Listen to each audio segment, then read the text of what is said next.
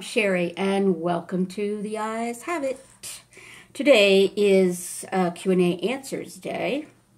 So I'm going to open YouTube and answer some questions for you. I hoped, again today, that we'd be able to do the Jasmine questions and the Sheri questions at the same time, but we got our signals crossed today, so it didn't happen. So I'm going to go to my channel and I'm going to find the Q&A questions video. Lord, hope you're all having a good weekend. It's almost over, unfortunately. Call for questions. There we go. Whoops. Turn my volume down. All right. All right, let me get to the questiones.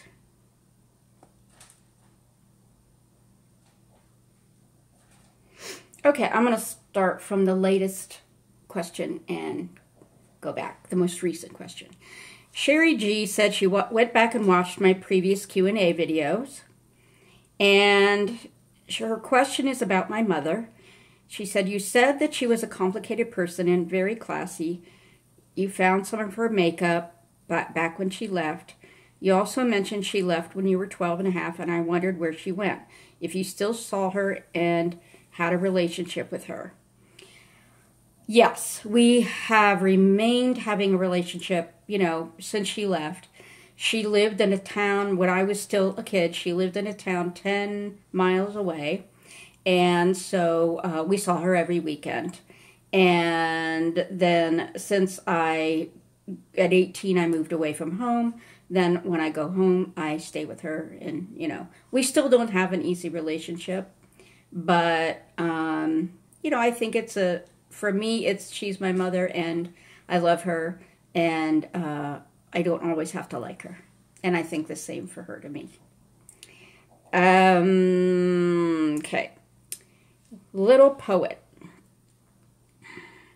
I would love to hear you talk about how being an introvert is misunderstood as shyness or being rude. She said she has lost friends because they didn't understand how hard it is to be social. Wow. Yeah, that's a big freaking deal for a lot of us. So, yeah. When I was a child, I will call myself more shy than introverted. Introverted and shy can be synonyms, but not necessarily. There are people who identify as shy, not necessarily introverted. I know that sounds odd, but this is the way I look at it, and this is the way that it was explained to me, I think, in the Myers-Briggs personality indicator, which I took many years ago. And that is, if you're an extrovert, excuse me, this is bothering me because it's not quite centered. I have a thing about symmetry. Anyhow, if you were an extrovert, you gain your energy from being around people. So like, at a party or at a bar where there's a lot of people, you're just like, woo, your battery is being filled up. Whereas we introverts, when we're in that situation, we may be able to go to those parties and go to those bars and have a good time. But it is going to drain us. So we fill our battery by being alone, by solitude, by quiet, by peacefulness. And that is the primary difference, is how you fill your energy once it's depleted. So for extroverts, that's not necessarily even going out, but it's being around a bunch of people. You could have a bunch of people over to your place. So it doesn't have to be going out. But it's, you want to be around a lot of people. That pumps you up. That makes you feel great. And that's an extrovert. Whereas an introvert is, I want to be by myself to fill my batteries. I can go out and I can be social. Absolutely. In fact, many of us need the social time in spurts. In order, from me especially, I have a fine line. If I go too much alone time, way over here, I go into depression. If I go too much over this way into socialization, then I get bitchy. And I lose my temper easily because my batteries are depleted and I need alone time to replete them. Is that a word? I don't know. Anyhow, so that's the basics. I hope that is what you were looking for, Susan. Okay, my cousin Bobby Ackerman says, Jasmine, what do you most like about school this year? Are you involved in any school? So we'll wait for a part 2 to do Jasmine's questions. Cousin Sheri, what are your AM and PM skincare routines? Okay, well, I think I've done videos about them. My most recent video on skincare routine is probably my Why I Quit Retin-A and What I'm Using Instead video, which I think was last fall. Or maybe early this year. But it depends on the time of year. I have extremely desert-like skin. Extremely dry, desert-like skin. So dry that, like, I just came back from being out to eat, and then I was sitting around the house a little bit. When I went in to check my makeup and put some lipstick on because I had eaten it off at lunch, my face was like that, and I just had to put a little moisture on it, did a little spritz of water, and then I was good. Or better, anyhow. So my morning skincare routine as we come into the warmer weather is going to be the spray version of hyaluronic acid, which I go like maybe 4 or 5 sprays in my hand all over my face. And then I don't do oils in the warmer weather because I sweat too much. And then I'll probably do sunscreen, maybe a vitamin C serum in the warm weather. In the cold weather, I wear a combination of cacao oil, vitamin C serum, and a triple serum that's got argireling and some other stuff in it. I use that, and then I let that sink in, and then I put on my sunscreen and a moisturizer. So that's my winter morning. In the evening, oh my God, I'm so bad about the evening. I always take my makeup off. 99.9% of the time. But I do take my makeup off, but I don't necessarily like double cleanse and that, like everybody talks about. I don't necessarily do that. But at night, during the winter, I usually wear a heavy cream, heavy moisturizer, or I wear rosehip seed oil, pure rosehip seed oil, or carrot seed oil. The winter, for dry skin, the oils are fantastic because your skin just feels moist all day long. If that makes sense.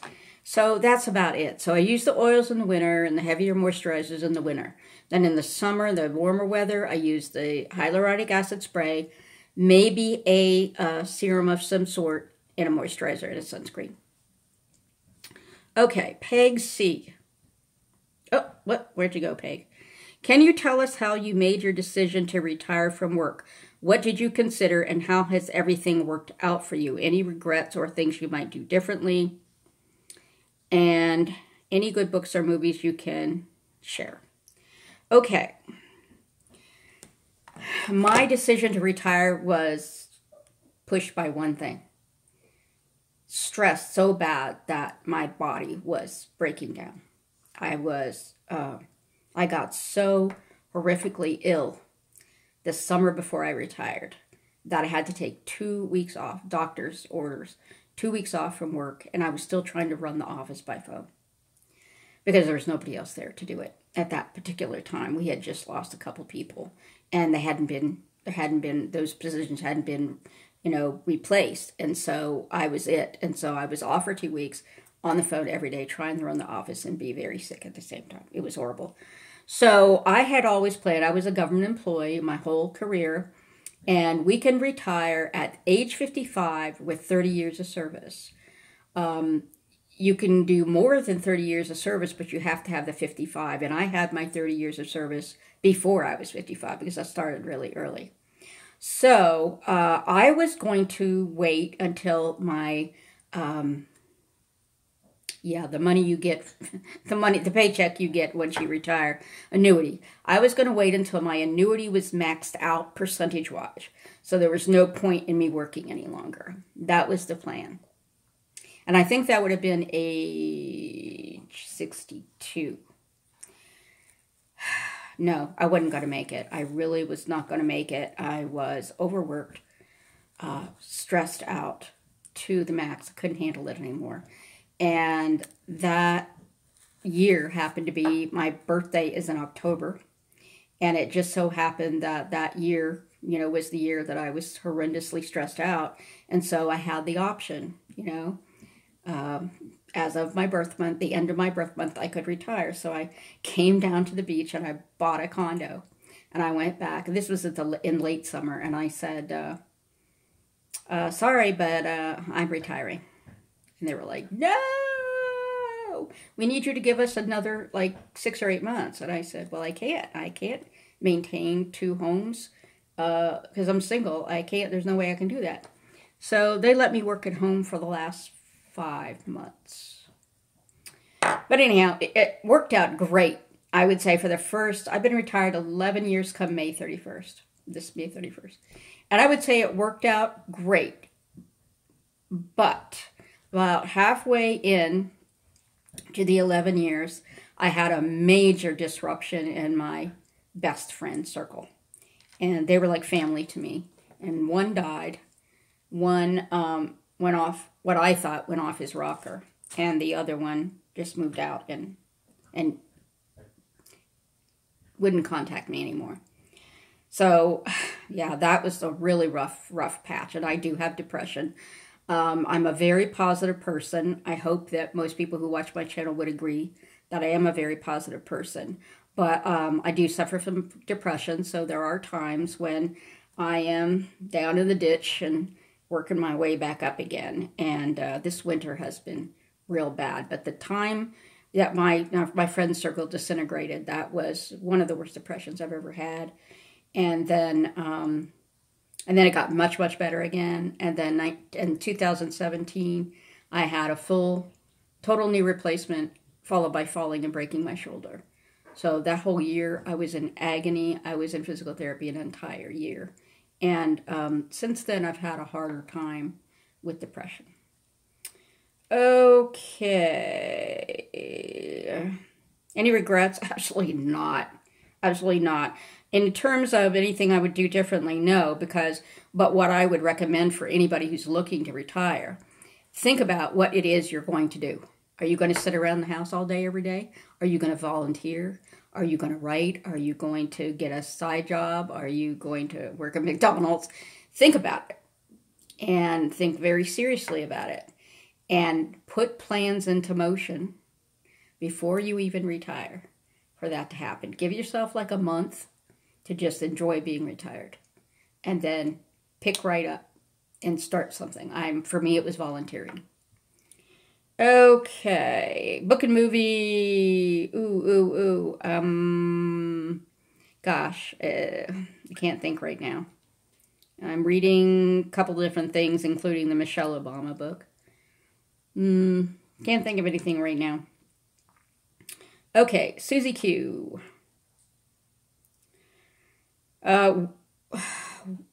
Where or how did you get so much confidence? Let me make sure that's the only one. Yeah, the other one is for Jasmine. Okay. I've talked about before, maybe during my Q&As, that I was not always this strong and this confident. No way, not even close. I would say it started around age 40. I had been a people pleaser when I was in my teens and 20s. And I was like, ooh, I can't hurt feelings. Ooh. I wasn't all the way to a doormat, but pretty damn close. And I never thought of myself. I thought of like other people. And I got hurt. And I got betrayed by close friends. And now I know the rule of you teach people how to treat you, which is if you let people treat you badly, if people treat you badly and you don't do anything about it, they're going to keep treating you badly. It's just going to go on and on and on because they're figured, oh, well, she doesn't mind. So, you know, I got better and better and better about it. But by the time I was 40 is when I felt like, okay, this is Sheri. This is the Sheri 2.0. And this is how I want to be for the rest of my life. And it just kept getting better. And I kept getting stronger and more confident. Because when I was young, I had horrific, self-esteem in my body. Had good self-esteem in my brain. Bad self-esteem in my body. Okay. All right. Lulu on Beauty. I think hers are all for Jasmine. Well, I can talk about, she asks a lot of questions, but I think they're mostly for Jasmine. The little sister the big sister, little sister. I'm sorry. Big brother, big sister program is what it's called. Every county in the United States, as far as I know, has a big brothers and big sisters office. They are desperate for people to volunteer to be a big brother or a big sister. Excuse me. Most offices have a waiting list. I know our county does. And so it's just a matter of calling, Googling your state big brother, big sister office, calling them, saying I'd like to volunteer to be a big brother or a big sister. And they put you on a list, and, when they either give you a child right away, or if by some miracle there is no waiting list, you have to wait. That doesn't happen very often. So, what happened in Jasmine's, in my case, was very, very different. Generally, the Big Brother, Big Sister program is about an adult, or some late teens, early 20s is about as early as it starts for the big. Most of the time, the program is that you adult gets paired with a total stranger child. Okay, and then you just, build a rapport and blah, blah, blah. With Jasmine, she was in a mentor-tutor program in elementary school in kindergarten, first and second. And I was her tutor in kindergarten, in first grade. And then I thought she wasn't going to come back for second, but she did. And we just had such a rapport and such an amazing caring for each other, even only knowing each other for an hour once a week from school. No, not even, like 40 minutes. And when her time was running out, because you age out of this program at the end of second grade. So when this program was ending for her, she started getting very upset. And I talked to Big Brother, Big Sister, can you contact the family? They said no. I asked the school. They said no.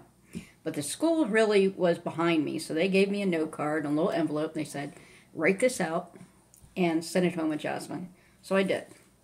And I told Jasmine, what the note was, and give it to your grandma, because her grandma is her, yeah, you know what I'm talking about. The person who takes care of her. So she did, and she told me that she went home and she said, please, grandma, please, grandma, please, grandma, please, grandma. So grandma called Big Brother, Big Sister the next morning, and we were approved to be sisters. So we had to go through some paperwork. We each had to be interviewed separately, and then we had to be interviewed together and all kinds of stuff. It's no big deal. It's the interviews are very short. It's no big deal. But yeah, that's how it works. And Jasmine can answer the rest of the specific questions for her. Okay. The Darling Debs. If you could change one thing about your life, past or present, what would it be?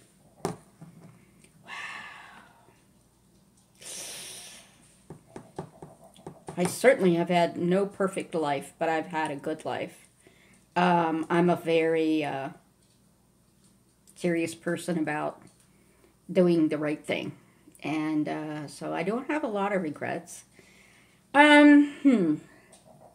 I would say that perhaps When I was dating, I might have tried a little harder to find someone that was compatible. You all have heard, if you've watched any of my Q&As, you've heard me talk about what a horrendous taste in men I had. It was just horrible. So it was embarrassing is what it was. And so, yeah, maybe spend a little bit more time and take a little bit and be a little bit more serious about trying to find a life partner, because I never did, and that's okay. But maybe that's what I would have changed. And also to broaden my horizons. I was too into people that I had chemistry with back then. And you need that, but it isn't everything. Okay, little poet again. Question number 2. What are the top 3 things you do to live a happy, positive life?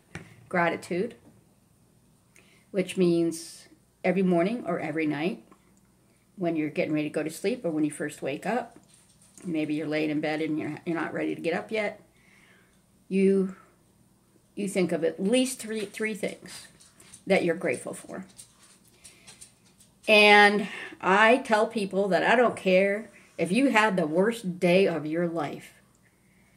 You are a lucky person. If you have a job and a car and a family and a home and food, you are tremendously fortunate. So there is always something to be thankful for. You know, if it's been a really shitty day, maybe the only thing you think you can be thankful for is that the sun shone that day. And it really felt good. Okay, then that's one thing. Gratitude, every day. Number 2, positivity. I always say that, you know, I'm a depressive. And you wouldn't think a depressive would be a positive person, but I have to work at it. And for me, in every cloud is a silver lining. You have to look a little hard sometimes, but there always is one. And number 3,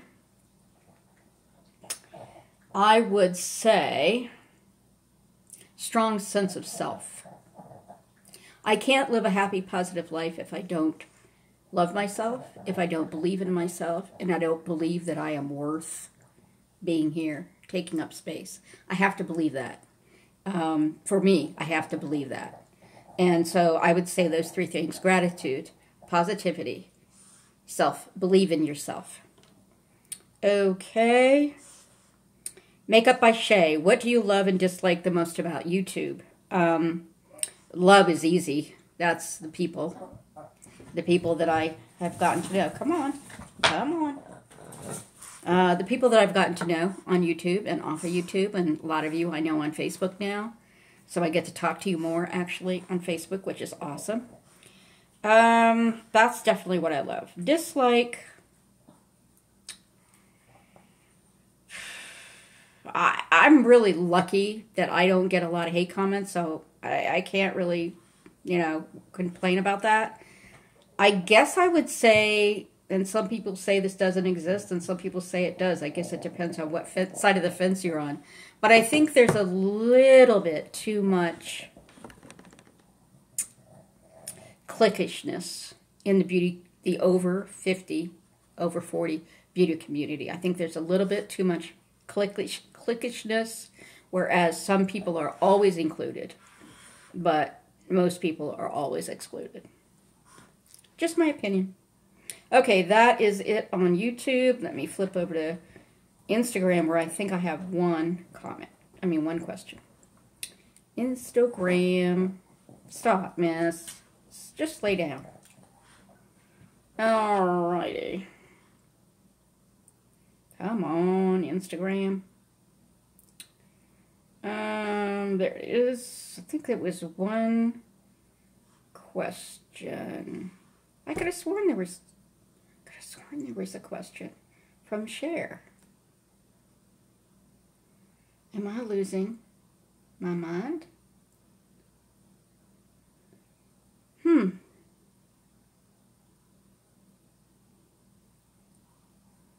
I guess I'm losing my mind. I could have sworn that either Rachel Evolve or Sheri asked me a question on Instagram. How bizarre, how bizarre.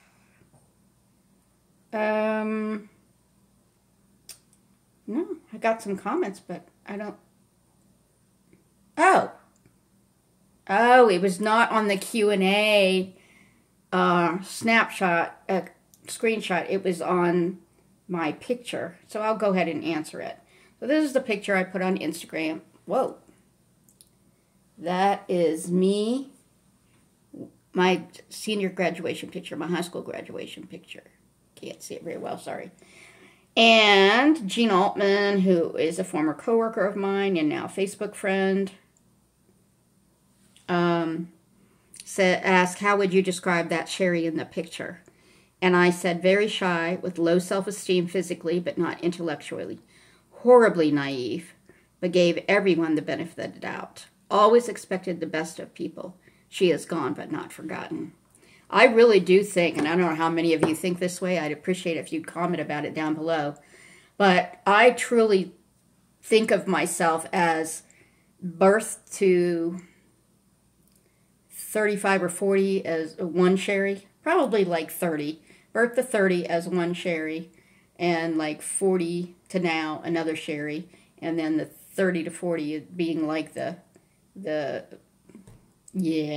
transition point. I really do think of myself as being a completely different person. Am I happy that she's gone? That girl in the picture? The only thing the things I do miss that I don't miss about her, she was way too naive. She was way too trusting. Always gave people the benefit of the doubt, which is great, but people screw you over. What I love about her was her just pure goodness. And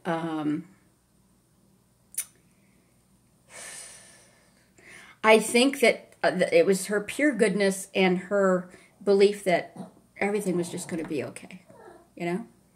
So, yeah. So maybe that's the question that I was thinking about that was on Instagram. Okay, so what we'll do... Good God, 27 minutes. Are you kidding me? Jeez. It's hard with Q&As, though, because you get to ask multi-level questions and you got to answer. So, that's it for part 1. Then we'll do a part 2 next time. Sissy's over here, and she can go through and do her answers. I thank you very much for tuning in. I never say this, but I'm going to say it today. If you are not subscribed, please think about hitting the button if you like my videos. Hit that subscribe button that's down under the video. It's a big red button. And next to it, there's a little bell. And if you click that bell, you will be notified every time a new video comes out. No big deal. You see it, you say, that's not a topic I'm interested in, don't watch it. You say, oh, that is a topic I'm interested in, then come watch it. That's all. Okay, take care, be well, and always be yourself. Be who you are, no matter what and around whom. You got to be who you are. Be truthful and honest about who you are with yourself and with other people. Love you. Thank you for the questions.